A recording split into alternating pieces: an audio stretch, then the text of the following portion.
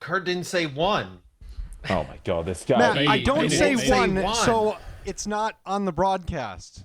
Oh, okay. Oh. Well, is this on the broadcast? Yes. Have you ever worked in TV before? Oh, Yeah, we're okay. live. Yeah, We're welcome live. to Plat Chat, episode 110. I'm here with Avast, as somewhat usual. Reinforce always. And then Jaws, who's filling in today for Sideshow. Sideshow's just too busy with... He's been living on a train Traveling. permanently. Yeah, he's just been moving around. How am I somewhat usual? I feel like I've been on like 90% of the episodes. For the Yeah, past, like, yeah, 8 you've actually been a regular months. this year. Yeah, I feel like You know? this year you can definitely upgrade to a somewhat regular. Somewhat regular. He's been on here more than you, Matt. That's not true. Yeah, Well, I have other, In this That's past true. like 8 months. I have Yeah. other So. responsibilities. Fuck off. So do I. So we're less prioritized. Therefore, I think Avast, he values this podcast very highly. He considers us royalty in that regard. I You appreciate know who I Royalty. view Yeah. very highly, and what I appreciate. I appreciate. Did he cut out? Did it? Is he? Did he? Is he Is joking? he- I can't tell. Is he joking? Hello, is he joking? What Matt, are you jo- doing, man? You just Can there's we no audio. restart the whole fucking podcast? Just restart everything. Oh my god. There's no audio. That's Fucking mic died. Oh my god. No. Kurt, can you hear him? No, he's Hello? back. Oh, he's Is he back. back? There you Oh, go. there was nothing changed on my end. I just What muted the- myself and then unmuted myself. Okay. Well, What do you value, Matt? What do you Yeah, value? I mean, Tell well, us. I value Manscaped. There it is. This episode Yes. is brought to you by Manscaped. Now that my mic evidently just decided to turn off randomly. Do you know what's spookier than seeing a black cat on Halloween, Jaws? Doesn't matter what you think. Seeing you It's outside? shaving your Oh. balls with anything other than Manscaped. When it comes to below the waist grooming, there's no need to carve your pumpkins this Halloween because Manscaped is here to upgrade your grooming experience. Yeah, no more blood all over Avast's apartment. Yes. Go from a bite-sized candy bar to a king-size candy bar. Join the 2 million men worldwide by going to manscaped.com. 20% off and free shipping with code PLATCHAT. We love Manscaped here on Plat Chat. We do. We use their buzzer for everything. Reinforced certified. Reinforced confirm. certified. We got to get Yeah. Jaws. And maybe we'll do a special episode where we'll just, Manscaped Shave each Jaws. other's balls. Me? Just Yeah. bodies. Is that going to be the Everybody's episode? bodies. Let's all just Oh, shave yeah, each I other's mean- balls, huh? Why not? Well, Yeah. we can't do Episode. that. We can't do that. Well, Oh, we could I if you missed set up, Josh. if you set up a Patreon, you can do that on Patreon, and I think that's a That's good true. idea. That's true. That's a Yeah, good idea. we could use some of the Patreon bucks. Let's start things off with Dpei. This got added to the show late. Dpei no longer the coach of the Gladiators. It's kind of a typical esports scenario where something happens, somebody live streams, then we just kind of get in this back and forth. I still don't really understand if he was like let go or he quit. I don't even think they kind of understand it at this point. But it is sad to see Dpei go. Yeah, this is like the most management drama we've had in Overwatch League for like a long time. Like, think so. we don't, I mean, like do this we is ever- this was I was actual like- drama. Like it was back and forth. I mean, it like was like Valiant, that right? person said this, and it was like, yeah, sure, Valiant, but like, I Yeah. mean, you didn't hear a lot from like the management, whatever. Like the general manager, I think is Brenda, or like the management of Gladiators has been out there talking. Dpei is talking on stream, and back and forth. Story doesn't completely align. Kind of crazy departure. Like Dpei leaving the Gladiators, I think that has been like a bit of a controversial like topic the last couple of years. Like Gladiators want better results, or like should you be happy with Dpei? He's always been like a coach on the edge of like he's always been in the hot seat for the Gladiators. So I don't think it's too unsurprising, I guess, that Dpei is leaving the LA Gladiators. But just like the fashion in which it happened, and like he had this stream where he talked about it, and then the LA Gladiators had to come out and talk about their side of the story. It's a fiesta. It's some kind of fiesta. I'm not surprised by the departure. I think in just the fashion the departure took place in. Yes. Yeah, that's Sure, what I just that said. was- Yes. Yeah. Yeah, though, from what I saw from the twit longer from Brenda, there was like a bit of a weird miscommunication with him actually leaving and the basis he was leaving, which was weird to me. I don't know. It sounded, because at one hand it sounded like, and the stream clips and stuff, it's like a letting go of, and then it's like him just leaving it of his own accord. Does anybody know exactly which tale is the truth at this point? I'm asking you guys because I have no idea. The way I've interpreted it, since information has come out from Brenda, Halo, if that is to be believed always, though he's had, so like obviously that's just like extra fuel more so than necessarily the truth, right?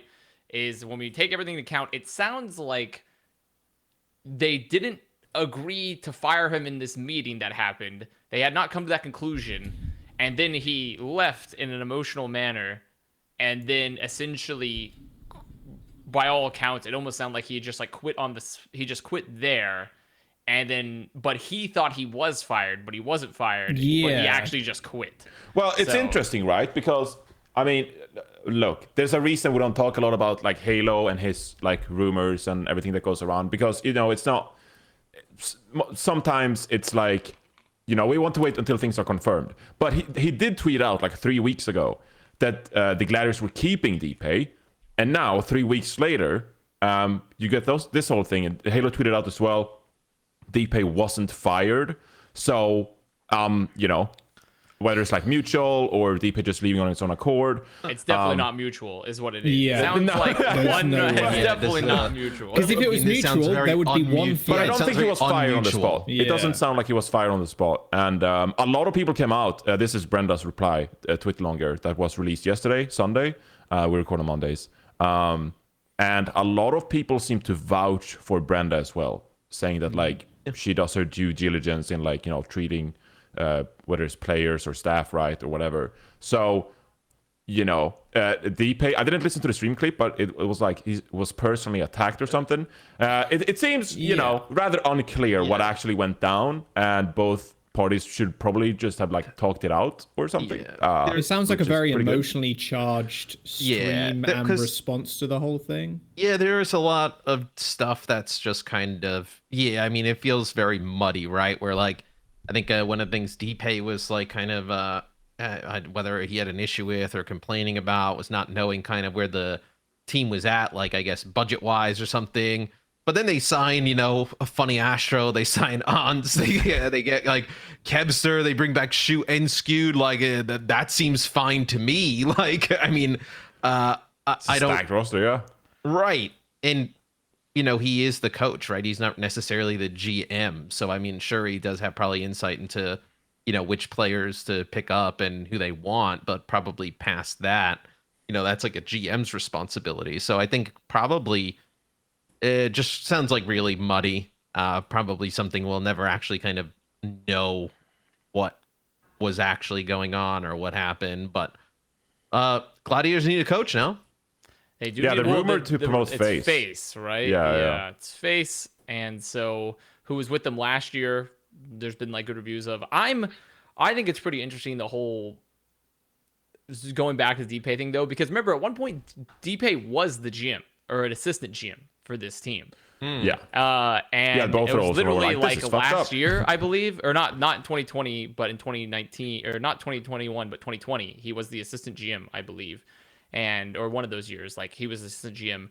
And so he has to have some insight into the GM thing, because it's something that a lot of people don't see from the outside, is like what the process is of like your front office allocating budget. Where does it come from? How much do you have to spend for your competitive ops and for yourself and then orgs? And as someone now that has seen a lot of different orgs and how their front end to back end sort of that pipeline works, it sounds like this is an ongoing issue for Dpei, and one that I don't think is easily resolved either, because the reality is, for a lot of teams in the Overwatch League, especially those that have like an ownership group, there is not necessarily a super clear pipeline of like budget to GM/coach. What is our communication? How fast are we getting it? How much do we have?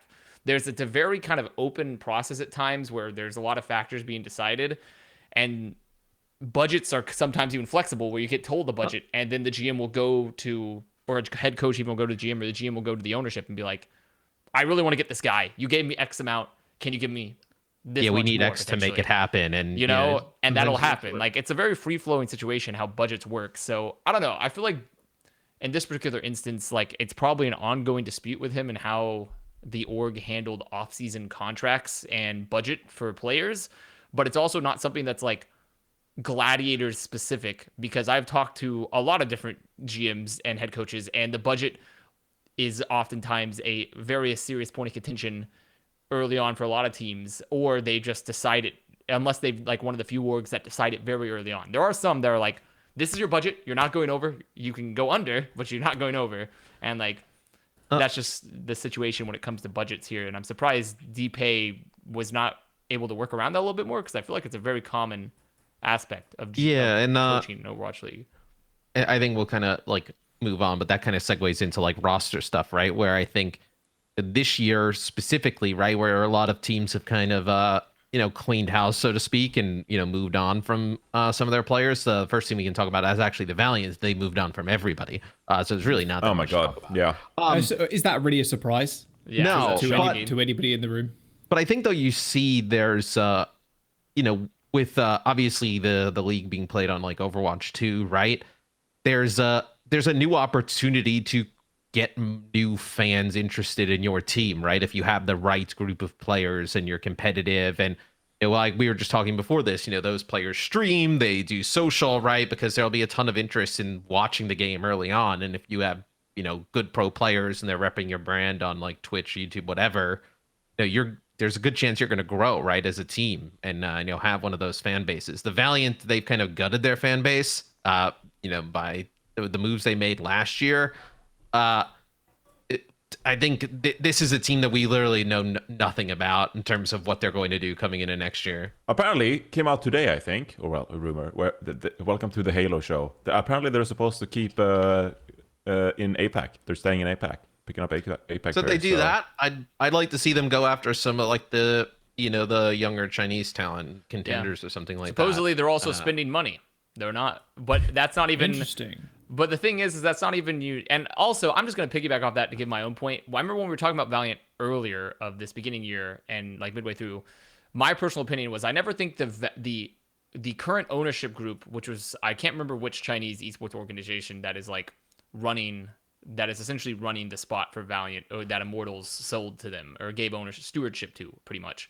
And I don't think that organization did anything wrong with Valiant in 2021. I think they just had approximately 7 days to build a roster before the season started, right? I mean, and so probably it's literally impossible. There was no, but even if they had a budget, it would have been almost right. They could have had a still. budget, but you just don't know. Like they probably just got the thing and we're like, who the hell do we grab? They probably just the first 6 players that showed up. They were like, hey, come on. Like, so I think that they're going to actually potentially build a reasonable roster this upcoming year, because they've had a real offseason and money allocated. And we've yet to actually see them perform. It's like if you've seen it, imagine any other team in that situation, or like you go to your normal doctor and it's like, okay, you can operate with 2 chopsticks and a toothpick, and we're gonna give you $10, right? It's like he could be the best surgeon in the world, but he's gonna fucking kill that guy on the table more than likely. So you need to actually view this org in this upcoming season and watch what they do with more time in an actual offseason. This is their first real opportunity, right? Exactly. Like if that's the case. I think it would be a bit weird for them to change region too. Like, I don't know how the league goes about it. Of course, Matt will know a lot more about this than me, but it would be strange for them to change to the North American region just because of how little teams there are in APAC right now, and like the quantity of games. It just wouldn't make sense. Yeah, I can explain how it works. Like that. So, I get on a Zoom call with John, and then we load up marbles. We load up marbles and we send them all down. Sense, actually. And then we call whoever comes out and say, hey, we hear Seoul is nice in X time a year, and then they go. That's not how it's decided. That doesn't surprise me. Clip it and ship it. That is decided at a completely different level from me. What I'm saying is it would make sense. I'm not sure the league would like them to move back anyway. Like, of course, they are under a Chinese ownership, or they're operating in China management, at least, and management. Yeah, they're operating in China with the Chinese. Truly a before, global league. We planted America. a Los Angeles team in APAC, and now they're there. They cannot move because of league restrictions. I mean, even like Lono Spitfire in APAC, like what a trip. That was crazy that year. Remember London Spitfire? Yeah, London everyone. fans? I feel like people have forgotten about Cletus and the rest of the gang, Cleston and them, and like all of Cleston, them. yeah. Like, Yeah. Oh, yeah, I mean, well, but it actually, was there's a return of Krillin, right? All right. Because Krillin's Yep. supposedly Yeah. coming back. So, Dude, that's, London last year was so funny because you just looked at all the career cups, which are like the like tier 3 cups in Korea, like these tournaments, and then you just look at the Gen G teams and their subsequent teams, Gen G S and Gen G A and B, and that was like, oh, that player, oh, okay, they're all gone. Like, Well, and they why only ever couldn't played you? in Korea Cups. Why couldn't you realistically just like rebrand the team? They do it in real sports all the time. They do you rebrand mean? NBA teams, NFL teams. Like if you're gonna Are they stay in allowed to do APAC, that, why though? can't you just become like the? Who knows? Maybe they come back to LA they eventually. might be able to. They might be able to, return. but we Well, don't I'm know not- yet. They haven't made an announcement. They theoretically could, but we don't Yeah, know. I mean, they definitely could. Yeah. Also, there's 2 ownership groups to deal with. There's the people running it, and then the actual owners of the Spot Immortals, right? Yeah, but okay. So like- if I'm an owner, if I'm like literally a Los Angeles Valiant owner, like I'm the ownership group, and I look at my portfolio and I'm like, or Los Angeles Valiant organization that plays in APAC and resides in China, doing very well for ourselves. Like it doesn't make sense. Like from an Are they allowed- ownership, are they like, allowed to do I that? want to make money standpoint. Is my question. If I'm in APAC, wouldn't I just want to attract to like the Chinese audience? That has so many Yes. fans. We've seen it with Hangzhou. We've seen it with Shanghai. Like these teams have tons of fans in the region, and we're just gonna plant an LA team there. the Beijing Okay, brands, the Beijing yeah, brands. yeah, Let Plat Chat run the legitimately, team, Matt, it will be the Beijing This is a question. This is a question for you. Are they allowed to do that? Because I have no. clue. How would I know? Okay. I well, mean, Matt. I mean, Matt's not You're legal, the one. right? Yeah, no, I'm not true. legal, But you are closer to the league than If I was all of legal, us, there'd be obviously. a huge problem. Well, obviously, yes, it that, would be. yeah. That would you be know, a I mean, you have the league vocabulary of a approval- 6-year-old. getting Matt, league so, like, approval it would be quite very difficult, yes. difficult process. I I have actually- no idea. I think think a rebrand would Valiant's be team good. could be good too. I think there's some interesting Chinese contenders talent out there. I mean, there's some people that are also dropped. Like, there's like just off the top of my head, you have Dia, Super Rich, Among, right? Like those are like 3 pretty good players right there that you could start building around. They have like a bunch Come of other, on, like you're building Night a meme God. team. No, Dia and Super Rich are not memes. No, that's like going into the inaugural season of Overwatch League. and How is picking that up, mean? like 20, Dia, like Dia's 2016 been, players? Dia's been competing. Dia's It's still pretty popping decent. off. He's popping Yeah, off. Dia was good. Dia's a good Didn't, player. Did You It was could the keep Chinese Monk, by supports the that way. got let Just go, saying. right? You But could Monk's- definitely keep Monk on But that. Monk is on Chengdu. Chengdu, right? Chengdu. Oh, Cheng. Yeah. Oh, Yeah, I mean, there's still. still the possibility that if they're spending lots of money, they could try to poach players like Coldest, Yes. or they could find like. Yeah. I think there's like the possibility like you could bring back Melanrin because he was. I was going gonna to say, Oh, if that you was had the to person I was bring thinking of, back- if you had to Milan, bring back a player from the Milan. Valiant last year, who would it be? I mean, it would be Milan it Ran. would be Melanrin, yeah. It would be him. 100%. Dude, sure. his tracer, he was trying so hard to carry. I've never seen someone attempt to carry a game as hard as Alarm Carpe did. Every time you go in to cast that series, you're like, okay, this is going to be they're not even going to take a fucking map. There's rest just no of- way. The And rest then of the team was just maybe. they were counting down the days for vacation, making sure the checks were about Legit. it. But like, he was the only person, his tracer, you're like, okay, maybe it's winnable. Like, actually, maybe it's winnable. Any other pick? Kind of not, because it relied on this team a lot more than anybody else. Yeah, I feel like we've not spent another pick. enough time talking about Yeah, this. please. team Okay. that has zero Okay. Sure. players. Sure. NYXL, they start fresh kind of again. They'll keep Flora, who I thought Flora was pretty good last year. And I believe, did they announce, like, or is it rumored that Kuki is the new coach there? I think that's the rumor. It's a that rumor, Cookie's right? The new coach. There, I Yeah. don't think there's been anything. Yeah, I'm looking at it. There's nothing. Also with New York, that was pretty a tragic story of all of New York's proportions. Is Feather retired, who was one of the more promising rookies. Yeah. Yeah. Flora's still really good too. Flora's really good, but it's and also I think Bianca retired from that team too. Yeah. Oh, they had two people. It was Friday and Bianca. Yeah. Ivy, Friday, Feather, and Bianca retired. God. But And then Jjonak went to Seoul. Making people retire. I actually thought they probably would keep a little bit more of the roster, but with people kind of like retiring or taking time off, it probably made it difficult to do so.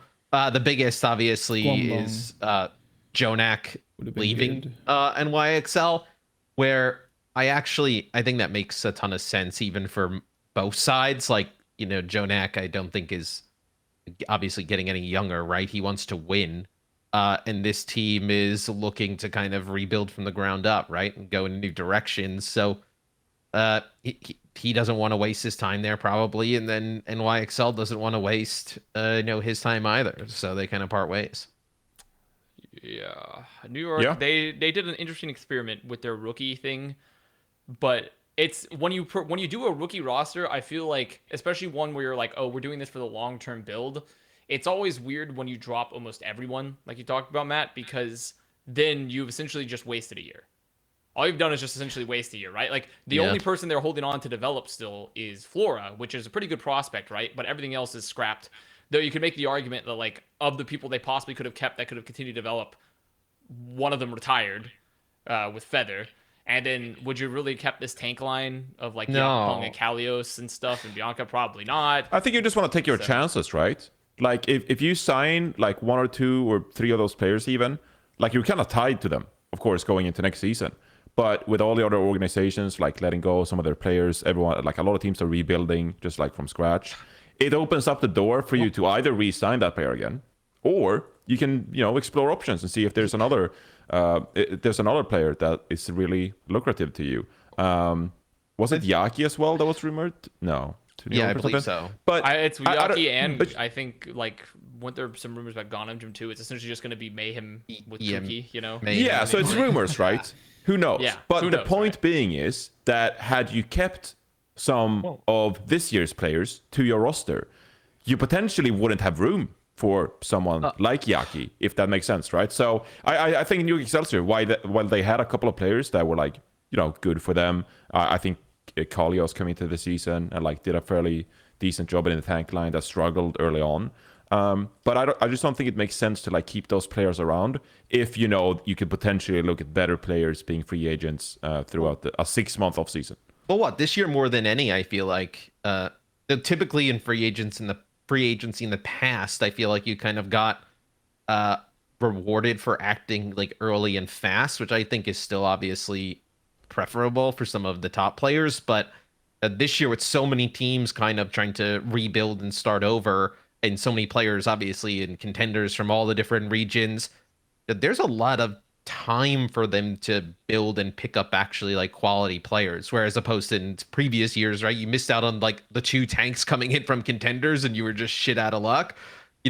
There's a wealth of players available that are still going to be pretty good. Like what you still have like Muse, right? It's like a tank free agent. Muse, Jonggu, I can't remember who else, but like those Space, two I don't think has been like announced back to the Gladiators, right? Yeah, but if you want like a main tank player, you're not going to get Space. No, that is juicy. I'm just saying. I'm like you have quality players available. I do not think they're going to pick up Space, but I do think there are enough quality players out there that you won't be left, holding the fucking, bag with just some kind of makeshift tank line, right? Because that's really what they were last year. They were just like a makeshift tank line. They were just kind of trying to figure it out. Sorry, I can't move on from the Space to New York thing now. I'm just seeing him in like a New York Excelsior shirt. Like I kind of like that. I like what I'm seeing in my head. It's probably going to be a full Korean roster still, so that wouldn't make any sense. Well, okay, they have 1 Korean player now, and the rumor to have more. We don't know that yet. I'm assuming that I'm allowed to dream until then. Or Gargoyle, right? Gargoyle is still out there. I don't think a team should touch Gargoyle at this point. I was a very big Gargoyle defender, but I think he has to go back to contenders to prove himself if he wants to keep playing. I was super unimpressed. Not even not even kick the tires on Gargoyle. I was super unimpressed with him in 2021. I was a really big Gargoyle defender in 2020. In 2021, I was extremely unimpressed. 2020, last year, I think. I mean, it was just kind of like a little bit of a dumpster fire all over. It was, but I was very unimpressed with him. Holy shit. Wow, that's just like a take I've never heard before. I mean, those are 2 ridiculous takes back to back. Like Space to NYXL. How is picking an off tank that performed terribly this year more of a spicy take or equivalent to Space going to New York? How is that an equivalent take? Okay, no. I want this to become like full drama from here now on. I've asked you. It works for the Mayhem. Twit longers come out. Stream clips from Gargoyle. I'm gonna go full Dpei on this stream. It's time to burn the bridges. Let's talk about Seoul Dynasty. That's where Jjonak ends up going. Their current active roster is Smurf, Stalker, Creative, Prophet, Fitz, Jjonak, and Holy Vindom. I'm not This exactly is- sure how you would Vindiam? pronounce that. Vindiam.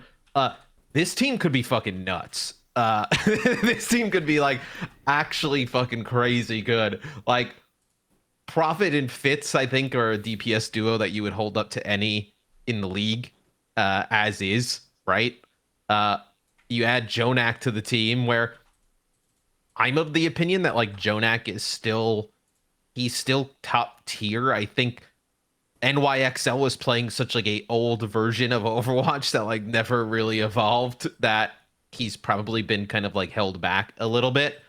And this is the most talent he's ever been surrounded by, right? I mean, outside of Smurf, right? This is probably the most talented Would you roster could say any of that these he guys have was? played back. Would you What? consider that like at the time, season 1 New York was essentially an equivalent like amount of talent in season 1 New York? I think this team has more talent than season 1 New York. I think overall, simply because of Arc, I will agree with you.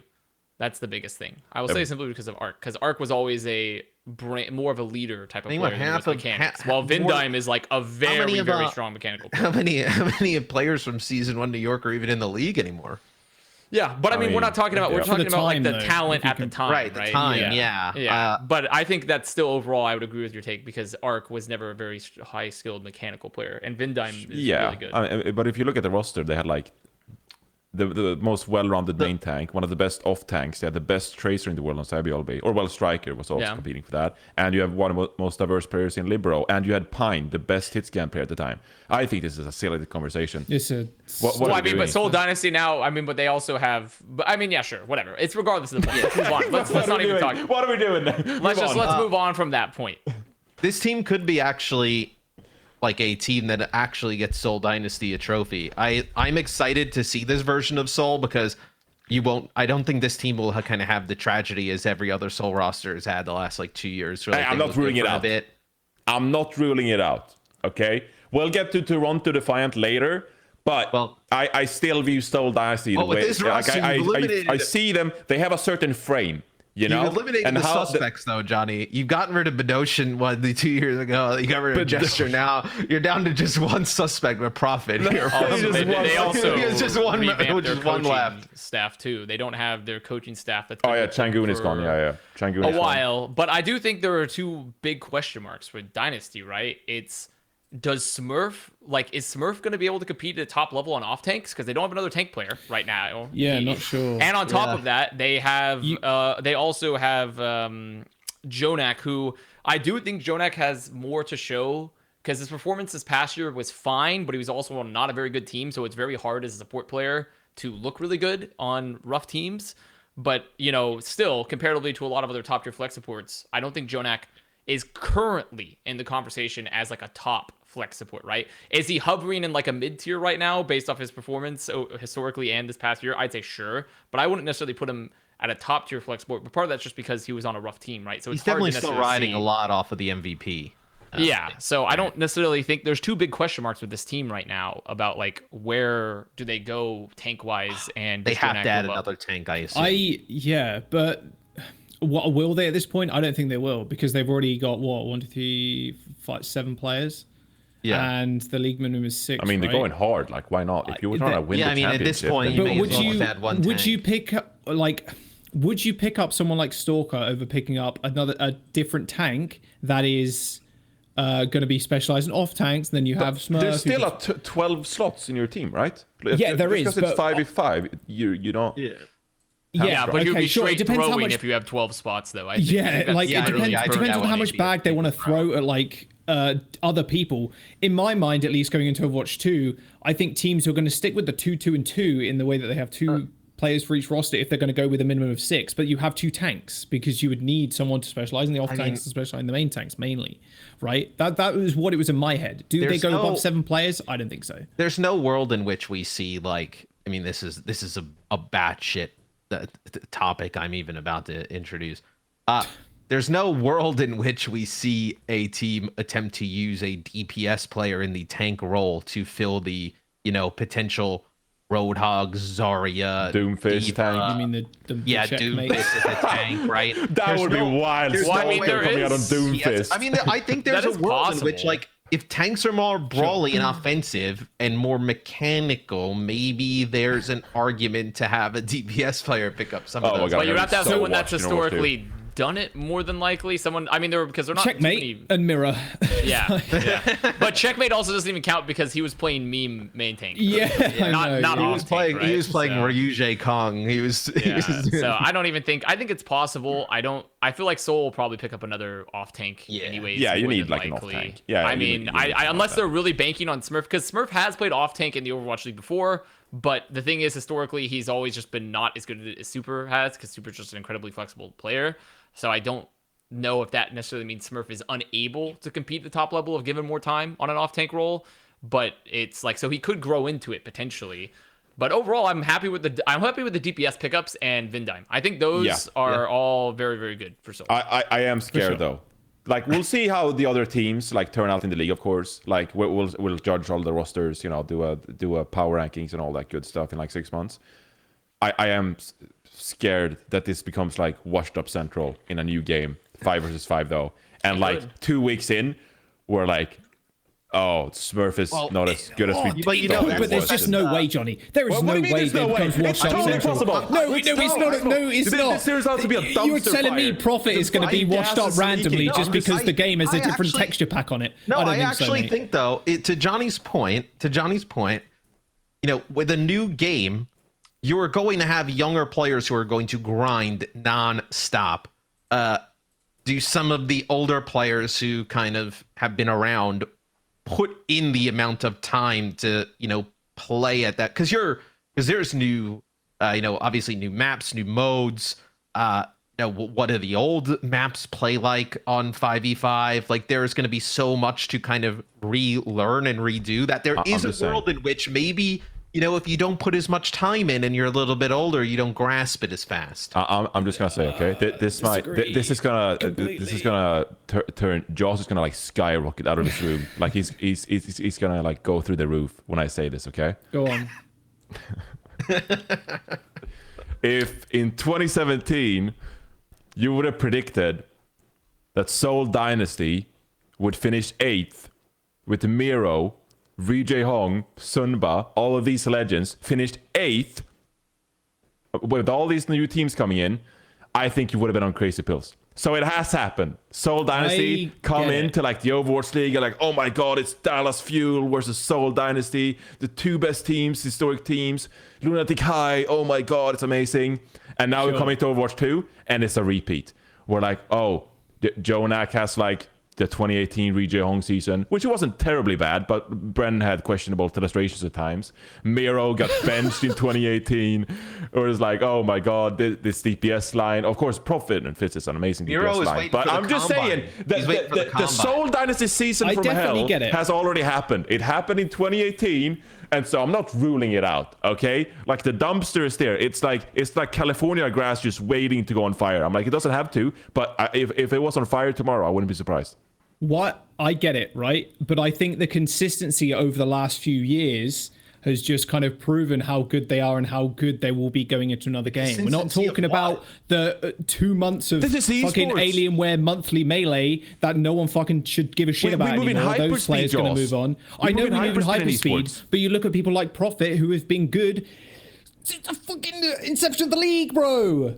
Yes. I just don't see a world. Sure, maybe he does fall off eventually, right? Every player does, right? At some point. But I do not believe also, going into Overwatch 2 in a spat, you know, between this, okay, gigantic offseason, yes, that they're just suddenly going to fall out of favor. I really don't believe that. I really don't believe that. Yeah, I'm just opening the door, you know? Like it's like, I don't know what the word is, but it's like Slightly gleaming, you ajar. know? Like you can see the Slightly rays of light coming through the door and you're like, I don't want to open this door. It It'd could be a happen. very Soul move if they do. It would do be really poorly. classic Yeah, Soul, that's but I true. do not Yeah, want to that see is it very though. true. I want to see them It'd be actually be quite good. funny. The counter argument to my own point would be that Fitz, Profit, Smurf, and Jjonak, they're all still 21 years old. They're still super young. And like, you know, you're not really washed until you're maybe like 25, 26. That's where you really like, you know, And even then, stuff, that's not necessarily true. At that because point, a lot you of just times, go pick up a controller and play COD. They got some. yeah.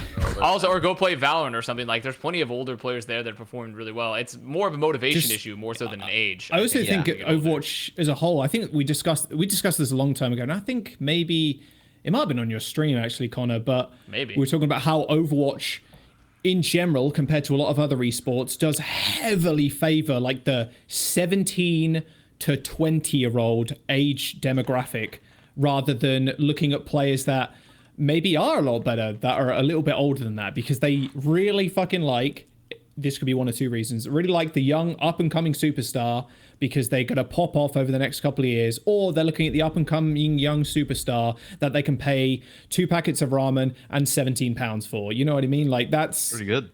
Yeah. I mean, they're cheap, and also comparatively to most games where there's older players, the game changes drastically with new hero releases over time, right? And there's a lot more mechanics to master comparatively to your, like, CS or your COD even, I'd say. Yeah. So it's hard to necessarily always be at the top, which I think plays into it. Well, that's our talk about Seoul Dynasty. Yeah. Let's talk about the Paris Eternals. So they keep what, Naga, Don, Khan, and Drudro, right? Yep. Yes. They keep, so I'm looking at right now. Yeah, because Johnny has here 3, but I believe they keep 4 players. They did? Yes. They also announced their head coach, JMac, right? Yeah, and JMac is now the head coach, where Get Amazed was somebody that I thought, people even talking about maybe like coach of the year, right? Last year. But obviously they kind of go in a different direction with JMac now. I'm not surprised they kept any of these 4 players. I think if you looked at their roster, these were probably the 4 strongest. I actually thought Vestola was pretty good as well. But really, you didn't like Oni? I feel like Oni fucking pounded. I would say Oni was probably the other more consistent. Yeah, in fact, if anything, I mean, Naga, I feel like outside of Echo and Farah, I would have. I mean, his Mei was pretty good too. His Mei wasn't bad, but I would say like outside of his Echo and Farah, I would have much rather have kept Oni overall on this roster than Naga, in my personal opinion. Maybe they feel like they can find a younger hit scan player. Well, it's easier to find hit scan. It's easier to find hit scan players and like tracer hit scan players than it is flex DPS. The flex DPS market is fucking dry out there. It's dry. Well, if you really look at how many available good flex DPS there is not that many. Yeah, and I think that role is probably DPS in general, right? With how the game is going or expected to go, you're probably going to have to be able to play a little bit of both projectile and hit scan, where I think it just makes it difficult to get an idea of who to kind of bring in and who to keep. What do we think about the coaching change? There's a very big discussion to be had that I said, should we talk about this? But Johnny was like, let's save it for the next episode. There is a very large coaching discussion in general that could be had, that could be tied into certain organizations across the league, including one that I work for. Well, you can hype it up for next week, Connor. Okay? Yeah. Like, we need to keep the views going. It's the offseason. Well, yeah, it's going to be 6 So yeah, months. maybe we say next week we're talking about the Florida Mayhem changes. Okay, So maybe people, we tune in, watch the episodes. Okay, well, hold on, there give it a is. teaser. We have no idea what the fuck you're talking about. Well, it's essentially just we're talking about, there's a lot of there's a lot of perceived good coaches out on the free market right now. There's the Shanghai assistant coaches. There's what people, there's like people like Get Amazed. Yeah. There are coaches out there that people are, obviously others that I'm not listing off the top of my head, but like those are the ones that first come to mind that aren't finding positions currently. No Hill, even O2 Boss as like a GM from O2. So like there's a lot of staff positions that a lot of people consider very like they think they're historically good that are on the market. And there are less experienced staff or staff that have not been in the game a while coming back. Or staff that are considered like secondary to them, like let's say for Paris, JMac stays as the head coach over Get Amazed, who was the head coach before. And Avali even gave their reasoning behind this is that they didn't have the budget to hold on to staff, and they had to choose a coach to keep, and they chose JMac because they felt having someone that is more strategy focused in the new game is more important to them moving forward, which would be JMac. He was more strategic coach, while Get Amazed was much more of a personal relationship, like one of those coaches that maintains the team morale. Keeps people from booming, like is very much an interpersonal skills coach, which is very, very valuable. I would say overall, that's why I'm actually, if anything, I'm a little worried if I'm looking at Paris, because when teams boom, they don't boom because of strategy. They boom because their mentals crumble like sandcastles. Yeah. And like that's 70% of a head coach role legitimately is about organizational skills, interpersonal skills, and delegation and stuff like that. It's not really strategy necessarily, unless you have like one of those rare as fuck shiny head coaches that you pull out of the card pack that can do everything, and like that's very, very unlikely that you can get someone like that. Yeah, I mean, So, coaching in Overwatch has always been something that's been a little bit of a, I would say, a mystery. It's like some teams, you know, you have a head coach, and then you got like 3 assistant coaches, and you have an analyst, and there's been lots of redundancies in the past. For your sure. players, yeah, and eventually you hit a point probably where there's too many cooks in the kitchen. You know, you just need to just like have a head coach and analyst, and then have the players, right, where the players should dictate a lot of, you know, what they do in game, with the coach and the analyst kind of giving their opinions as like an outside, you know, unbiased source, right? And then also kind of doing some of the stuff that you mentioned, Connor, with just kind of managing personalities. But yeah, I think also we just don't know. Like, we see a team do good and we assume the coach is good, right? We have no clue, right? We have no clue what's going on, you know, behind the scenes in terms of coaching or strategy or who's coming up with what. So yeah, it's something that's pretty difficult to even comment on. I'd be extra worried if Paris Eternal next year has to continue playing online. But if they're gonna have like an actual like boot camp, like they have a team house or like whatever, I don't know what that situation is. I don't think anyone does, because we're so far away from next season. And also, you know, what is COVID going to look like in 2022? No one knows, right? Yeah. So I don't think anyone has the answer. But I think that booming potential that Avast talked about, I think that's more likely, especially if you play online.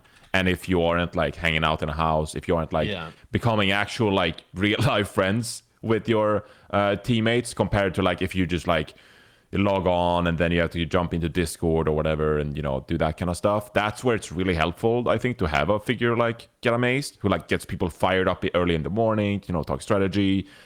If people aren't like talking for whatever reason one specific day, like that really helps to have one of those coaches. Whereas if you're in a team house, it's way easier to connect to each other as players, and even like JMac to his current players. Whereas, you know, if you're just by yourself in your room, in a dark room, you turn off the lights or whatever, it's just harder to connect in that regard. So it's gonna be interesting to see what their next season looks like from that point. Also, if we take a step back too from Paris Eternal, because I was a big Paris Eternal simp at about stage 3 of last year, a large one, and then I took a step back postseason. And I looked and I reflected a little bit more and and I looked at their wins, and their schedule. And I was like, okay, like I do think that their individual players and some of the stuff they were doing was really good. But I went back and looked at the teams they're competing against and the times they did it. I mean, they finished 8th in the regular season in West. They finished 12th overall in terms of overall league standings, but they finished 8th in the West, and they very easily could have been like 9th. Very if I remember correctly, was it half of their wins came against London and yes, they had they had a very easy strength of schedule for portions of this season. So they also played Defiant a lot. So like there was a lot of like really easy like strength of schedule moments for this team. So there's no like I get people being like, well, they built this, you know, they did the Iron Man, they built this out of a box of scraps in the fucking cave, you know, they built this roster, right? Like and it performed okay. Sure, but it did not perform great, honestly. Even as someone that was a big fan of them in mid-season, but when I reflected further, I realized that they really didn't do that good. Their schedule kind of helped them out heavily, and there is no guarantee that Get Amazed also is like an amazing coach, right? I think there are like people heap praise upon him, sure, but people also, you know, who else used to got a lot of praise back in 2018? Aero, and look where that led for a lot of people, right? So I think everyone needs to, you know, step back and think about like, when you're fans of a coach, what it actually means especially to the roster. Like how you mentioned with that, right? With the games they played, you know, they finish 8-8 with a 32 maps won, 32 maps lost, and that's probably with some big wins against, you know, those other bottom teams who won 1 game each. During the year. So your other games that you win, probably the other 4 were really close games, like 3-2s or something like that, down at the wire. Where I mean, you know, a coin flip on some other stuff or a different schedule, right? This team could have been, you know, 5-11. They could have been the Florida spot, right, in terms of their schedule. And also, we say this every year. Like teams improve year after year. You have to improve because otherwise you're just gonna fall behind. So if you look at some of the teams they finished above, Boston Uprising, okay, fair enough. Boston kept most of their players. But then you have Florida, London, Vancouver. All teams which are rebuilding, like kind of heavily going into next season. And you look at London Spitfire, for example. They're keeping around, like Spark and Shax. We'll talk about them later. But like those teams are going to improve. They're going to get a lot better going into next season because they had such shittier season. Like relatively, they're going to improve. Like and then otherwise, also they'll be shocked. So Paris have to keep up with that. The teams above them are adding as well. It's not like the Toronto the Defiant. Justice. Yeah, It's not like the Justice. We'll get to all these Outlaws teams. Yeah, are just sitting. There. I mean, the Outlaws the Outlaws are basically turning into the Atlanta Reign in terms of like what their roster looks like. I mean, Dante and Pelican with Iris, I'm okay with that, especially. And then the Gladiators, like we talked about earlier, they get Ons, they get Funny Astro, like they bring back Shu and Skewed. So it's not like the rest of the league is just kind of sitting around and getting worse. Everybody's trying to add something. Let's talk about the Fusion. They keep Alarm. I think they announced either yesterday or today. I think it was like today. Yeah. Keep Carpe. Did I see them bring up some other players from T1 Academy? Or was they haven't confirmed. I don't think they've confirmed anything. There was a rumor that Zest, one of the T1 DPS player, is joining them. I believe. I'm just waiting for Matt to leak something. But they pretty much right now for Fusion fans, it can be summarized as pain because they have nothing essentially. They have Alarm and Carpe, and they have really nothing else. That they have under the roster. They've lost a lot of players, and no one really knows who they're going to be getting because there's been so many teams that have already gotten a lot of very good free agents that people were hoping that Philly was going to get. So, yeah. So I'm half surprised they didn't keep EQO. To be really honest, I thought EQO. What a freak of beast! Like later on during the season, where he could actually play. Like the guy's a monster. I'm shocked they didn't keep him as well. I'm not sure where he will end up going to, but although if there were two players that I definitely bet on them keeping and bet on them doing well in Overwatch 2, probably would be Carpe, probably would be Alarm. Yeah, I mean, I think that's a good question. Like, why didn't you keep EQO? But I think the obvious answer has to be that this team is going like full Korean. Full Korean. That's right? what I assume. Because otherwise you would have kept Funny Astro too. Like there is no way you get rid of Funny Astro if you're sticking with like a Western Korean mixed roster. Like there's no way. I mean, maybe he asked for like some absurd amount of money too, and like later picked him up. Like maybe there were negotiations. Like I don't know. Yeah, we don't know until they actually announce it. But if that was the case, if they stick with a mixed roster, in my mind they would have kept Funny Astro because he's insane, right? So I assume the organization. Yeah. Go on, Matt. I assume the organization looked at what happened this year with their team and just kind of the visa issues and never getting at 100% and just was like, okay, we're going to figure out a way that whatever roster we put together is all going to be in the same place at the beginning of the year, right? To where, I mean, look, you keep Carpe and Alarm. Who else? I think I agree with you, Johnny, where like if you were going to still have a mixed roster, you wouldn't have let go of Shockwave. You wouldn't have let go of Funny Astro, right? Like those are two players. I'm kind of sad because it's such a stacked roster. Like it's genuinely so sick, and they just moved on. We kind of got robbed a little bit of like what this roster actually could have been. Like we didn't even see Poco play the whole year. Like he turned up in Korea though that one time. Woohoo! But yeah, I feel like this team's a little bit of a casualty of visa hell, so to speak. Yeah, yes. It's they did announce a new head coach though, but it went along with what it looks like they're promoting a lot from their T1 Academy roster is that Jin. Oh, Jin. Yeah, and I mean T1 was okay in Contenders Korea, like they weren't bad at all. I think they finished like 4th and then 3rd respectively in the past 2 seasons. So they haven't been bad, and then they also got Chara, who I believe it's the same Chara that was the Guangzhou Charge main support player, right? Yeah, it's been coaching as an assistant coach. But all signs do kind of point towards a full Korean roster at this point. When you look at the staff, when you look at the players they have left, I feel like Fusion is going to go full Korean. It wouldn't be unsurprising if they still stayed mixed, but I think they're probably going to go. At this point, it seems like it. Yeah, I mean that's where it looks like it's going, right? Yeah. Doesn't really look like we know that much that's like official. I think the Halo, the rumors. They've kind of just been a farm team for every other team in the league. Every other team in the league has just picked the fucking carcass of the Fusion, the part. I mean, so Jesus, I mean that is a bad way to put it, but Let's talk about the shock. They drop basically everybody. Right now, it's just Violet and Super on the roster. Do you guys think it was the right move to kind of hit the reset button on all of this? Is it the sad reality we have to face? It finally has come to an end of an era. I think the most surprising one, the two most surprising moves to me, I'm gonna say, is I'm surprised they don't want to try to keep Glister, but also based off rumors, right? There are rumors that they are getting a lot of very, very talented contenders players, right? For example, like Proper, I believe like Finn. So like very, very extreme, especially Proper, who's like Proper is like, for some people, he is the next like Christ-like figure in the Overwatch. Yeah, I mean the Pelican of 2022. Which, yeah, you know, potentially, and people, ironically. and also in contenders, he actually performed better than Pelican often. So like the dude's a fucking monster. If this is true, so like I'm still surprised though because I feel like Glister had a lot of potential and is a hyperflex, and you could use a hyperflex type of candidate in Overwatch 2. But like I get it, and he got a lot better throughout the year too. He started off so. But I mean, I get it, and also dropping Twilight instead of keeping Violet, right? Because I think Violet, I should say, I think Violet has shown in the past, obviously, that he can be one of the like potentially the best player in the league at times. But this past year was not a vote of confidence with his hero pool and how he played, right? Comparatively to Twilight, who came in and I think pounded every single time he was in without fail.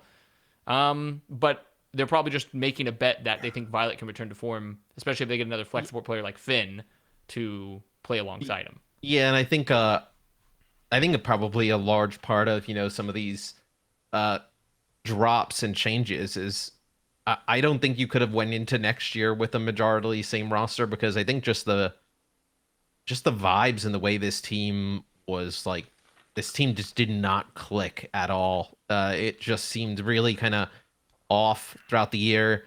They bring back 9K. Yeah, Andy Miller did say that he wants to he tweeted he wants to get the gang back together, is the tweet. So maybe he just means assembling the coaching Exodia, like, and just getting all the old shot coaches back. Like they've put already those got coaches 9K. with like sick young players, right? You try and come back again. I mean, Glister's the only one that really, and I guess Twilight are the ones that stand out to me, are like, man, you should have definitely like thought about or tried to bring those players back. I mean, I would have said Nero. Honestly, like, so flexible. I think he was a solid addition the entire year. Sorry? I just don't think he enjoyed his time with the Shock. No, I mean, and he had his tweets, you know, at the end of the season, you know, didn't know what was next, and then he got an offer, and like, of course, the situation has evolved, but like, he's one of those players. I look at the players they let go, and I did enjoy watching Nero on the San Francisco Shock, and I think he's gonna be great if he plays. He didn't announce yet what he's doing next, right? But I think he. I think it's been rumored to go to Atlanta. Yeah, I think Nero would be a sick player in Overwatch 2, given his flexibility, sure. And he's a likable character. So you know, I'm a bit saddened to hear that he's not continuing on the Shock, but if they're bringing in all the talent from contenders like Connor mentioned, then you know, they'll quickly. I don't want to say forget, because it sounds evil, but like you'll quickly move on from Nero if you sign some of the best contenders talent around going into Overwatch 2. So, and it also helps, you know, with the mentality thing that Matt mentioned. So I guess it's time. I don't want the Shock era to be over. Maybe it did end like during the season, and I've just like, I'm still grieving. Like, I don't know. Maybe that's that's how it is. But the Shock roster, I mean, from Overwatch 1 is going to be legendary. So yeah, but I think this roster that they're kind of, whether it actually comes to fruition, what they're trying to do with, you know, the players, I believe from like 02, if that roster comes through, I think we talked about it a few episodes back, where it was Josh and you know, Avast on, where it was like, well, who would be like your number one pick in Overwatch 2? I think Avast said Super, right? Because he can play. He can play so many of the tanks. I said Super in our Q&A too. Yeah, that, you know, you have Super and Violet, you know, starting off with those two players, and then adding young talent around them that can be molded probably a little bit easier by somebody like Krusty. I think you can find yourself right back into the championship conversation. I think, those are Super and Violet are two players who are going to grind the hell out of that as soon as it launches. Super mostly because he will print enormous amounts of money on stream. Violet just because he's also worth a lot to the brand as well. Honestly, I didn't see him ever leaving the Shock org, even if he was going to retire from play. Like they would have signed him as a content creator and stuff. There are probably some people offering crazy bucks for Super. I mean, if there was any player in the league you were another team that was going to break the bank for, or like Avast said, hey, we want to take some more budget and go after, I think he's a pretty easy pitch to try and say, hey, we want to bring in Super, who's one of the best tank players in the league and one of the largest content creators that we have, like in Overwatch, full stop, not even just the league. I think he's one of the largest. He's a pretty high percentage in terms of his, actually just on Twitch in general now. Yeah, bring up the revenue. How much? Yeah, let's get the Twitch leaks. Isn't he the biggest star of Overwatch? Like, I think by far. Yeah, by far. If you don't count like XQC. No, he's retired. He's retired from the Overwatch section. Yeah. So I mean, I think Shock. If the rumors about the O2 stuff, I think they're in a really good spot. Especially if they're able to poach more of this coach, even just getting 9K back has already poached a big coach talent back to the Shock, right? Like if they get any more coaches, then they've kind of they build an incredible roster and somewhat hamstring a lot of other organizations by just removing the ability for them to get a good coach, because Krusty fucking just blows into the horn of Shock and they all come back and rally to him and shit. So I think that's a pretty big deal if they can get any more of his like former coaches back to them. But it's very unlikely that, considering that Houston's already said like Jjonak is coming back to with them, it's very unlikely they get any other of his prodigies. The next team we were supposed to talk about was Seoul, but we already kind of talked about them at length when we discussed Jjonak, so we can skip that and go to the Shanghai Dragons. Shanghai, with the most uninteresting offseason of any team. They bring back the squad. They dropped Develop, man. They dropped Develop. Unbelievable. Yeah. Who's now on Charge. Yeah. So, he's now on a different team. So. I mean, what? You have Fleta. That's like, who developed? Who's that guy? I know. I remember they picked him up with "Who Are You" in the mid-season. It was like, why? Like you have Fleta and They exercised "Who Are You's" option, by the way. Yeah, that's the crazy part. Who Are You is still on the Shanghai Dragons.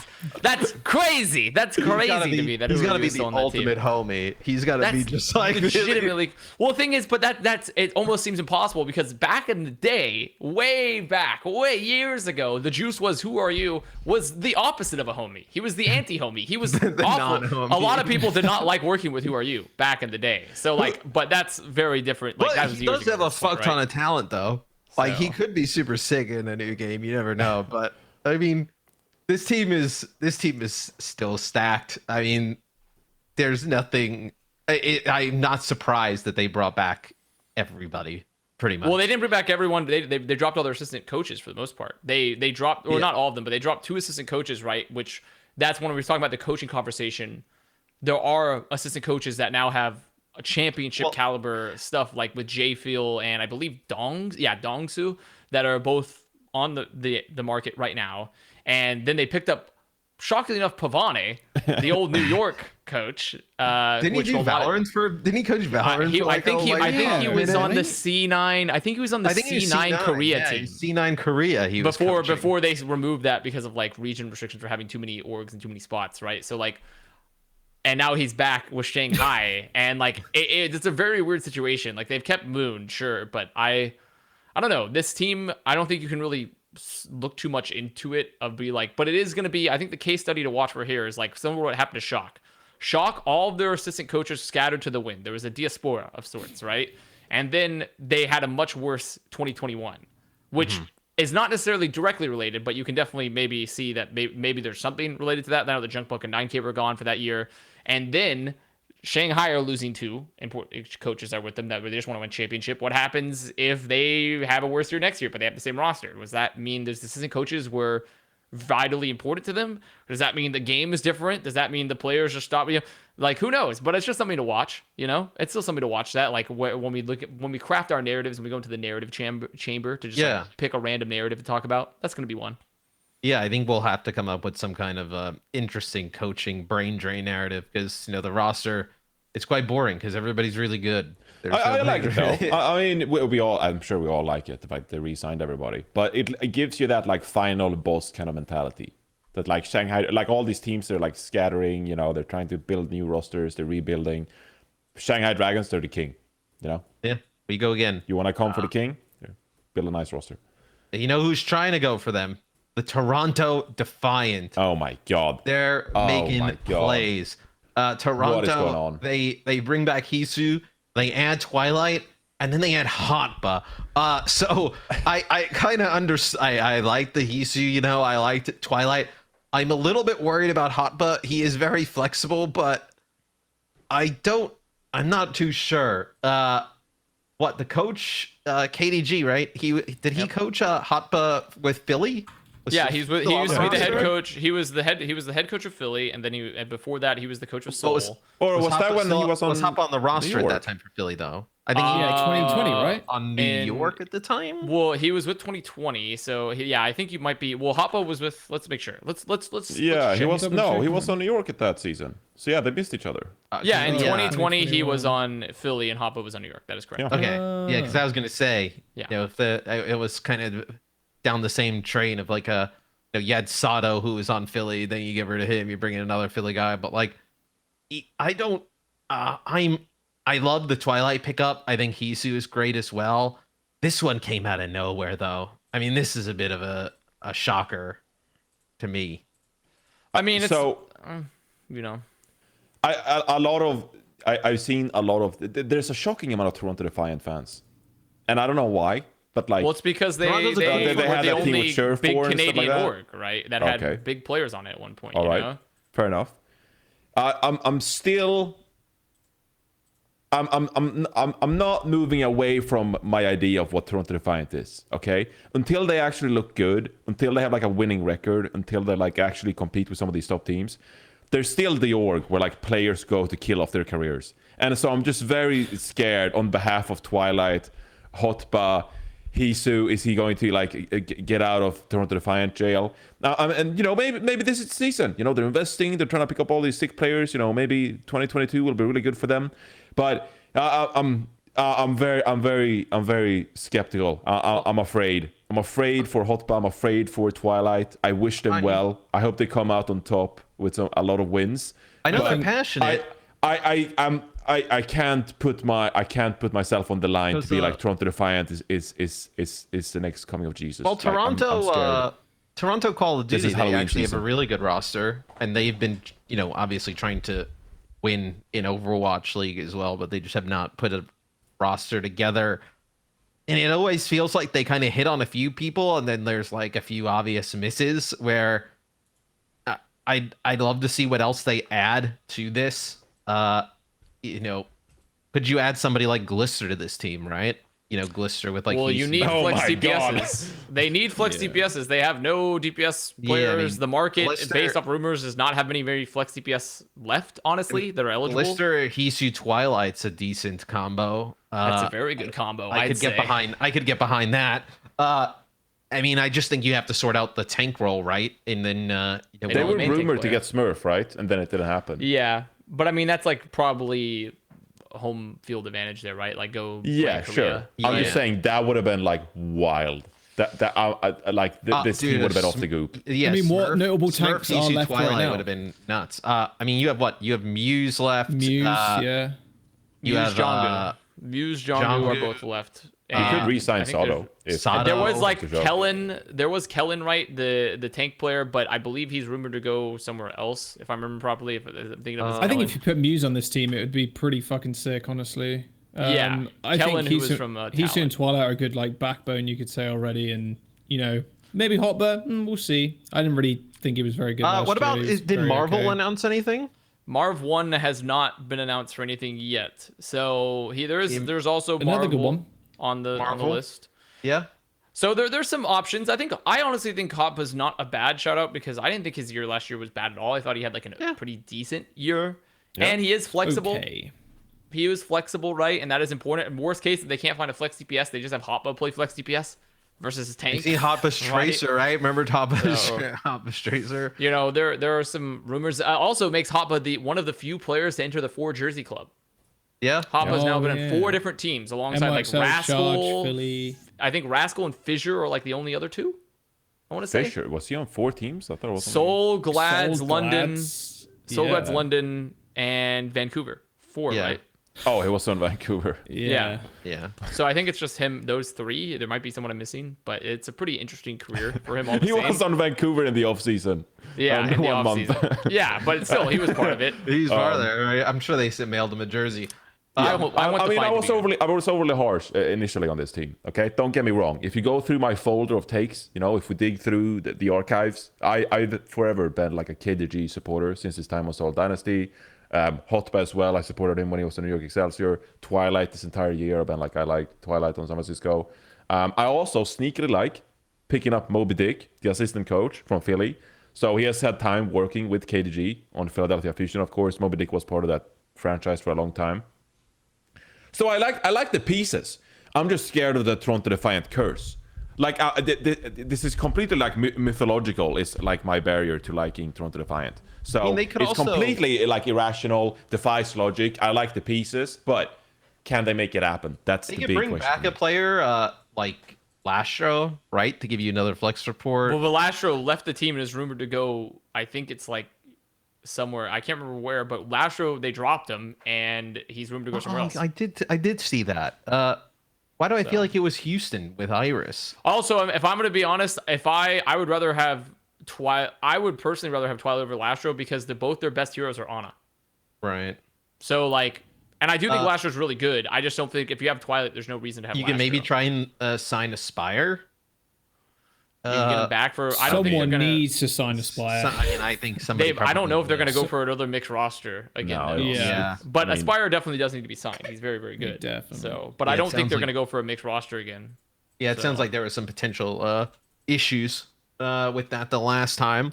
I mean, there it's gonna isn't figure a- itself all out. Sorry, Matt. I mean, I'm interrupting, but like all this is Yeah. gonna figure itself all out. I think everyone's just like, you know, they're just like in the free agency pool and they're just swimming around, and then you know we'll see who comes out with. But it is what. still pretty And early as then, well. You know, it's Remember. like dominoes. Like as the bigger stars get signed to the bigger teams, like the deals go through, whatever. Teams will also- start like picking up their pieces of like the remains and see what. I they also got. fully expect like teams to get a roster together and there still be really good players who are probably in free agency like as we get closer towards the season and as like people play the game and like start to learn more about it and like players actually start to like mid-season acquisitions. I feel like are going to be pretty high. I feel like they're going to be like players who you see just like are not working out and like teams just sign a guy We need a like Doomfist next tank. week. Like I mean Bring you're on a just, streamer. Come on, Right, Doomfist yeah. streamers. Come Get on, join fucking us. Chips on there, get him in there to fucking play some. Well, I mean, Doom, Christopher is a free agent coach and could go to like London and take Chipso with him or I something. thought You know Christopher who, was already signed to London. Oh no, you're right. He's already signed to London. He's Yeah, they already announced him. Yeah. Who so he else gets is some a free Chipso. agent? Avast. Wow. The entire Vancouver roster. Oh, They're all free Wow. agents. Sure. They all got let go. They have 0 players. Breadsticks, not acquired here. Have we got an official word through yet? Have they been actually redeemable, or have they been redeemed? I think they fixed it after the Okay, initial good. debacle of earning. I Yeah. think they did fix it that after was like a week so or something. funny, man. Is there any player you would have kept? You Probably could have not. made the argument if you're well, it depends on Chauncey, what maybe. they're building. What Right. I would not keep Chauncey, but fine. what are they building, right? Are they building a mixed roster? Are they building a fully Western team? Or are they building a full Korean roster? Like we don't even know what they're Yeah. going for here. There's a lot like the players change immensely. Like if you wanted to keep a mixed roster, you could maybe keep Fried. Maybe because there's not a lot of like great Western off tanks, like North American based off tanks. They say if they could go like, EU and get like Pistola or like some other EU off tank, right? So there are options for like off tank, Poco even. There are options there. Like that's a good shout. full Korean, it changes everything as well. So I just don't know what direction this roster are going to go, and also what their budget is going to be to pick players. Are they going to be dropping bags? Are they going to be looking to build another poverty team. Like, I don't know. Well, I just want to see them pick a direction. Like you mentioned with the roster, like it seems like the last, 2 years, they really kind of not had like I mean, they've had a plan, but like not really a plan, if that makes any sense. Like, they've kind of had ideas, but not really any plans. Maybe that's the way to put it. They've had ideas, just no plans.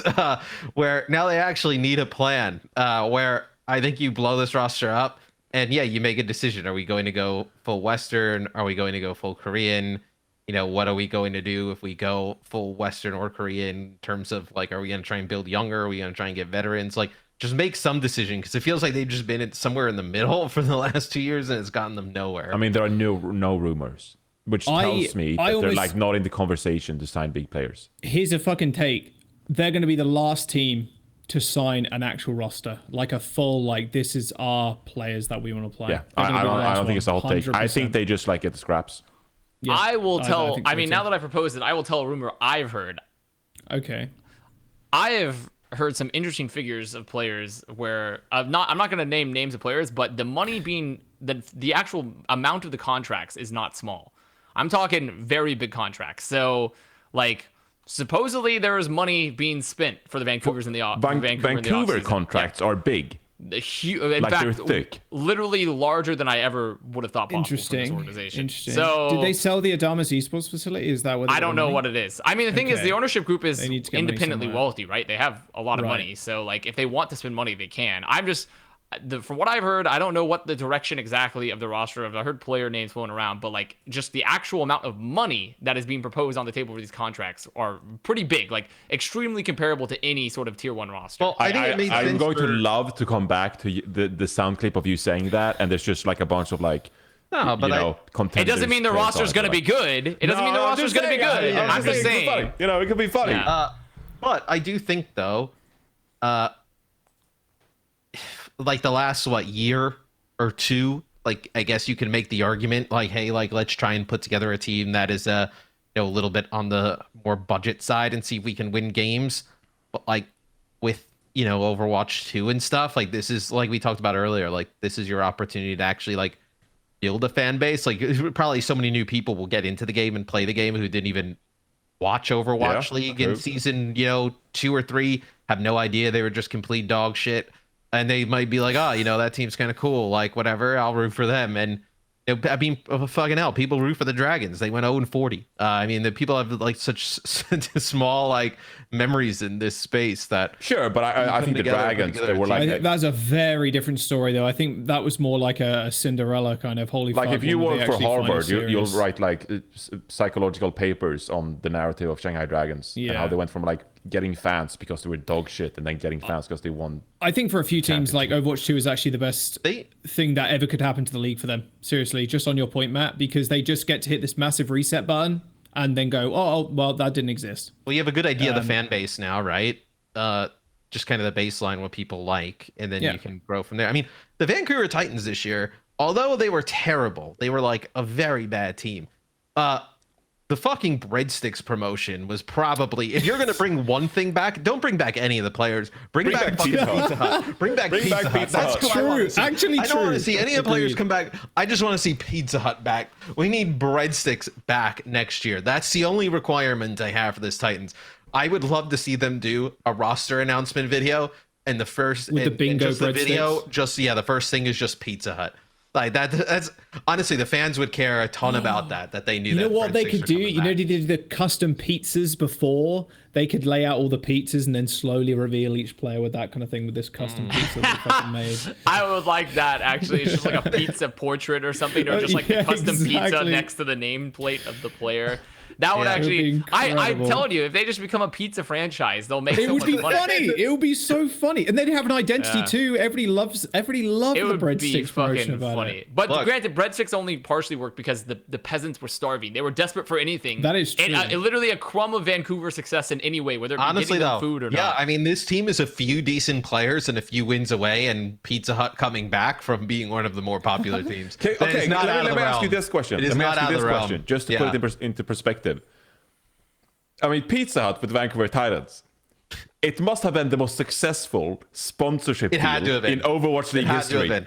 I mean, Like, if you're signing sponsors to your team and you show, like, you make a deck and, like, you go to all the sponsors and you're like, hey, look at our impressions and, like, engagement rate fucking with our breadsticks Pizza Hut falling from the fucking sponsorship. broadcast. People are like, oh my god, here's all the millions I have. Here's all the millions. This is why they can throw away money. They're throwing away the Pizza Hut money in the offseason. And they were bad. Imagine if they were good and actually got breadsticks more often. People would have like lost their shit.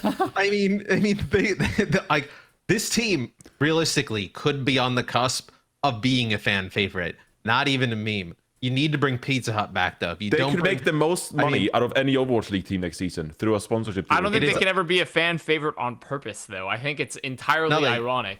I think they can. I think they can be on That's the purpose. best kind of fan base, the ironic fan base. Well, that's, their- I mean, yeah. Their maybe. most important job in the offseason is not to put together a team. It's to get Pizza Hut back on board. Yeah. Get breadsticks for North America as well. If they're able to do both of those things, you can fucking put Jaws out there for all I care. And your rosters are pretty cool. I'll root for them because that would be breadsticks for everybody.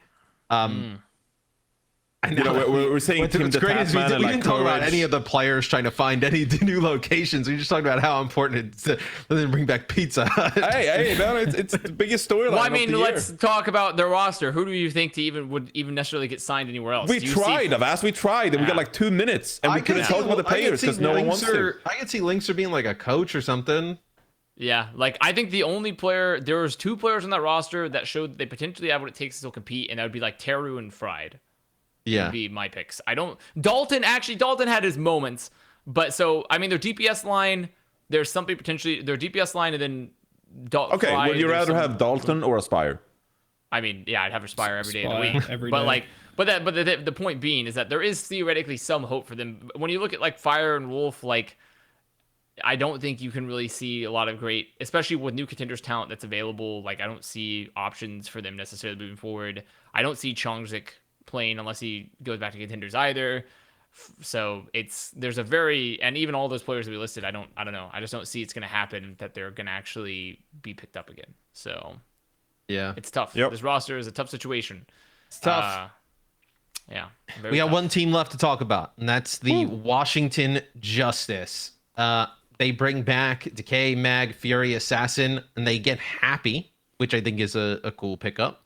And then they signed today. It's announced Vigilante, who's a support player. Yeah. Their support line, we kind of knew going into last season they were not going to be a strength of the team. I don't actually even think they were that bad, to be honest. But I think it's definitely clear they can upgrade in that role. Can we start here? Are you guys surprised that they kept Supreme as the head coach of this roster? No. I'm a bit. I'm surprised from a result standpoint, but not from like a personal relationship standpoint, because I feel like Pri really loves Supreme. Whenever you see them talk, Pri, the GM, really loves Supreme. At the end of the day, the GM is in charge of the contracts, and so unless the ownership group comes in and says like, get this guy the fuck off the team. So like, I think Pri really likes Supreme and likes his ideology of building rosters and coaching, and so he's gonna stay. That's what it seems like from the outside in. They had obviously another support at this like caliber of player. There's really zero excuse for this team to be mediocre. I think we. Say I mean, that there a was lot really of the time zero with, excuse last Washington. year for them to Yeah. be mediocre. I mean, even with Bebe and Closer, it's not like they were just kind of like bums, right? I mean, this team for even adding Happy, right, to give them like another option outside of Assassin.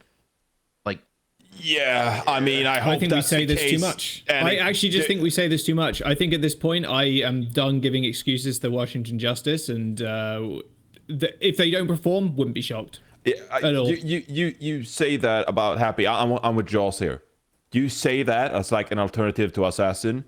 I have genuine concerns that it becomes Assassin and Happy, because Decay, like this year, he was like, oh, I'm not comfortable playing like the long range hitscan heroes, and so he like mentally subbed himself out, and we had that entire conversation mid-year. Now you pick up Happy, who is like genuinely a really good hitscan player, especially like long range hitscan. Very good. I'm concerned that we move away from Decay being in the roster the entire time.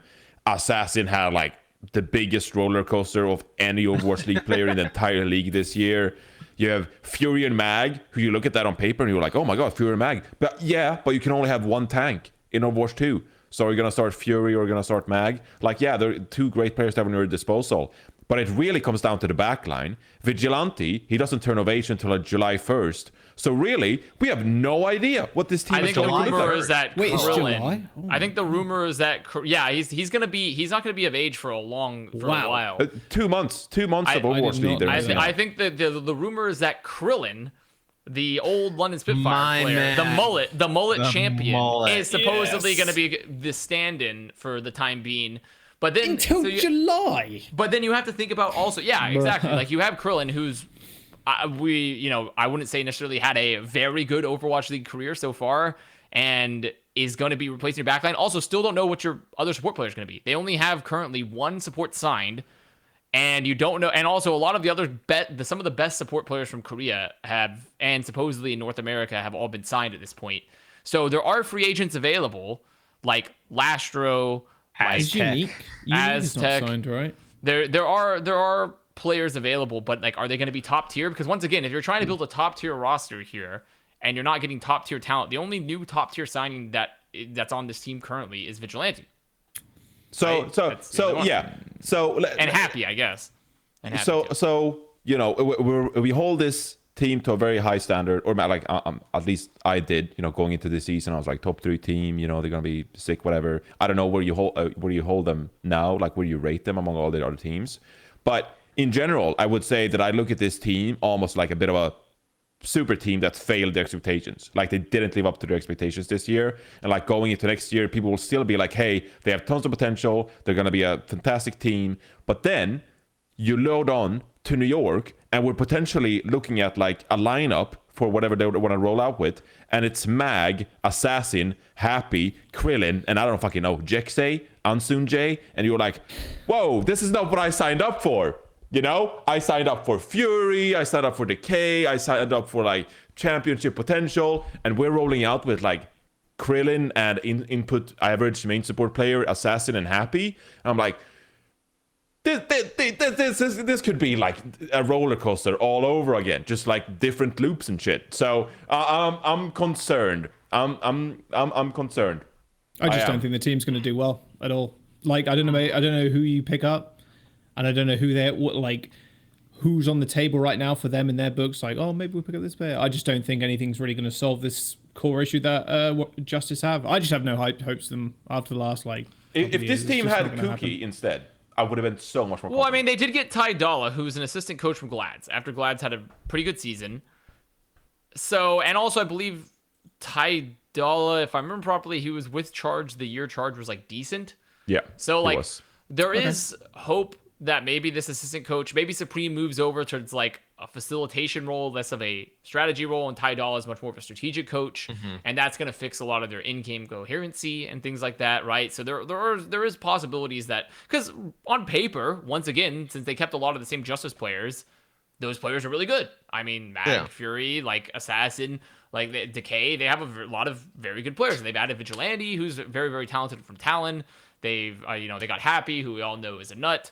It's more so like we're waiting to see who fills out their support line, but there's definitely talent here. It's just how does it come together, and how does it manifest? That's the problem. The manifestation of it. So maybe Ty Dalla is the key. Maybe having a different lineup, like support lineup, because also I would argue one of the biggest reasons why Justice, though not the biggest reason, but definitely a part of the reason, was that their support line was relatively mediocre last year compared to most top-tier teams. Yep. Which was my criticism the entire time. And I feel like everybody knew that going into the year, but the Justice. Yeah. Like everybody was like, hey, yeah, we've seen this, and they're like, no, trust us. So maybe whoever else they pick up is going to round out the support line will be top tier, but they are still going to potentially have to play with a player that's not going to play the whole time, which is potentially Krillin. So like, and who knows where Krillin currently stands on like the flex support tier list. All you know is that his hair is the best. So there's just no. Yeah. Does he still have the hair? It's a very weird. I think he still does. So it's a very weird situation for They this got team rank still. 1 hair game. Not much else there.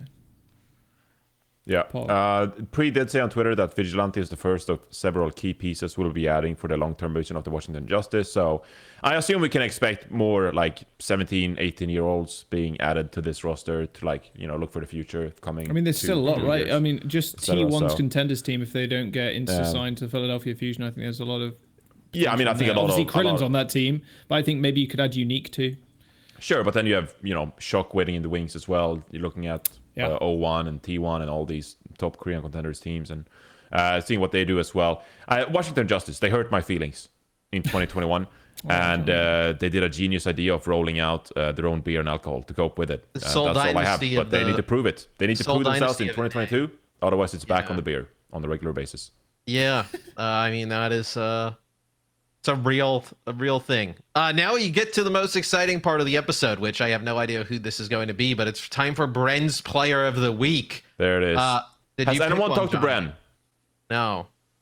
He just DM'd me a TikTok. Do you want that to be the Player of the Week? No. Oh, okay. Does anyone have any good candidates for the Player of the Week here? Does it need to be a player? Historically speaking, has it been a player? No. Historically speaking, I would say probably all-time average. It has to be like 50-50 or maybe 60-40 skewed for non-player. It's typically been just kind of like entities as a whole. Or could we give it to the people that edit Liquipedia? Because they update that shit so often with the roster changes and everything else. Those are the people that run their website and the editors and the people that fucking update the transfer sheets and stuff. You're a bunch of legends. You're absolutely a bunch of legends. That's a decent shout. What if we gave it to Kurt? Kurt has been working so Shut hard up, Matt. doing Valiant. Kurt, put yourself on camera. Kurt's Bren's Player of the Week. It's Kurt. Took him out. Kurt goes above and beyond. Look at that desk there. Do you see any real people? No. Sideshow's out on vacation, just fucking about. You know where Kurt is? He's on the opposite side of that table. I think so. I don't know where Kurt is in relation to this table. Kurt is in a room behind the table. You're in a room behind the table. Okay, yes. Well, Kurt is in a room behind the table doing all the work. Kurt, superimpose a picture, one of your good photos over this, and then you can be Player of the Week. Yeah, and Kurt does Pop-Tart reviews on YouTube. Shut up, so Matt. if you ever need a Pop-Tart. Also, I guess so. Let's also talk about, since we're at the end of the episode too. I'm assuming then our next episode, since we literally didn't even talk about Mayhem at all, or like a bunch of other potential moves or Glads, like are we just gonna move that to an episode next week? Is that we're doing that next week? Yes. Yeah. Okay. A lot of people, they're coming to the end of the episode and they're disappointed that we haven't talked about their favorite org. We haven't talked about their favorite players, all the hot juice. There's so much fucking juice, guys. I mean, our bellies are only so big. We can only have so much pulp in one day. We can't keep it up with all of it. So. That is the most heinous description. You're just like, that is so what? much, well, no, it's just like all the juice in our belly. It's just so much heinous What? description. There. Like I pictured gross. orange juice. What did you picture? I doesn't matter what I pictured. I'm just saying the imagery is weird. It's just a weird imagery. We didn't even get to talk about all the coaching and like Dpei stuff. Like I could have spent like another like 30, 40 Holy shit, you really want to talk about these coaches, right? Yeah, Dpei too. Wait, you've been talking about coaches for like 2.5 hours. No, we didn't talk about coaches for 2.5 hours. No, but you've been teasing it. Like, and also Dpei. We didn't talk about Dpei like at all. We really didn't talk about the start. We did talk about Dpei. No, you guys rushed through that topic. There's so much. What do you want to say? You have things left unsaid. No, you guys rushed ahead. We're just gonna push it to next. We'll talk about it next week. All right, fine. We'll talk about it. The Dpei drama goes on next week. Avast, he has things to say. Kurt, that's our marketing Bren's campaign. Player of the Week. Follow us on Twitter. Subscribe to this YouTube channel. Follow all of us on our individual Twitters. And then we'll see you next time. This has been episode 110 of Plat Chat. Next one will be 111. Goodbye.